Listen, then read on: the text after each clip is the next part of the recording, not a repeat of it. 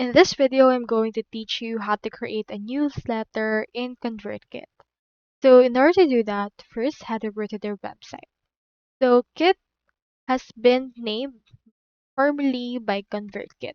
So head over to kit.com. So as you can see, they have been rebranded. So from their website, click onto this start free trial in order to start a 14-day free trial with them.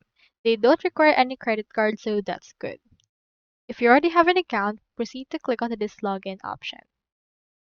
Now here is my dashboard. So what we can do is we can click on this grow right here. And from in there, you can see these options right there.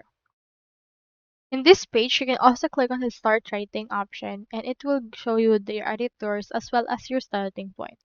You can also hover right here to the send and you can create some broadcast as well as email templates option. So for these things, just head over to broadcast. From in there, click on this new broadcast.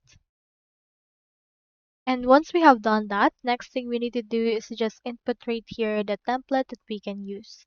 So we have in here some newsletters that are available right there. So for example, just choosing here which one you want. I'll choose in here this one. And once you have done this, this will create a draft for this. You can put in here the subject line. So for example, let's input right here, a weekend just for you.